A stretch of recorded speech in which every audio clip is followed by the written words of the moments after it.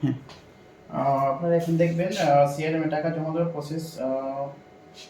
At first আপনারা কার্ডটা দিয়ে দিবেন। এখানে একটু ক্যামেরাটা ধরে থাকবেন দেখার জন্য। কার্ডটা দিয়ে দেওয়ার পর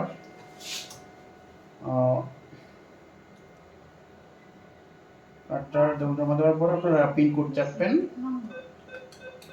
তারপর হচ্ছে জমার প্রসেসটা হচ্ছে এদিকে চলে আসবে।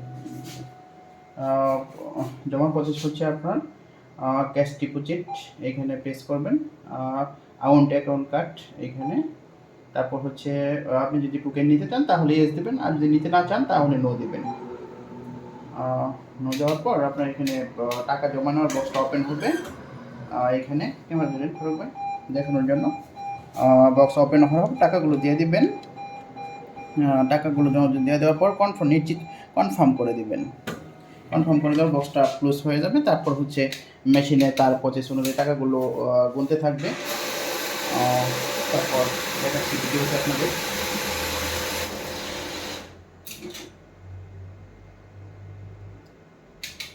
আপনার মেশিনে টাকাগুলো কাউন্ট করার পর যদি কোনো সিরা টাকা থাকে তাহলে রিটার্ন দিয়ে দেবে। এটা হচ্ছে আপনার এই যে একটা পেজ থাকার কারণে এই টাকাটা অ্যাকসেপ্ট করলো না ব্যাংক। আপনার একটু লাল কালি আছে সেই জন্য টাকা কোনো সমস্যা নাই, বাট লাল কালির জন্য টাকাটা অ্যাকসেপ্ট করলো না।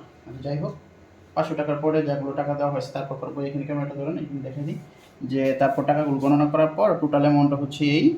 তারপর আপনার কন্টিনিউ দিলে বাস টাকাগুলো মেশিনে কন্টিনিউ দেওয়ার পর আবার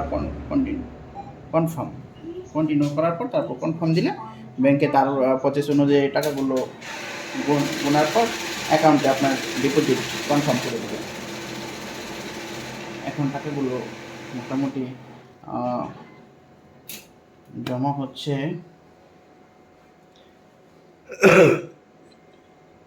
তারপর টাকাগুলো জমা হয়েছে কিনা সেই জন্য আবার ইয়েস দিয়ে আমি পিনকোড দিব। পিনকোড সিক্রেট বিষয় দেখানো যাবে না।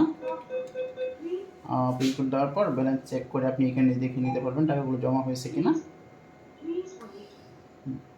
আমার আগে ছিল 1,05,000 আর 20,000 টাকা জমা দিয়েছি, 1,25,000 সামথিং।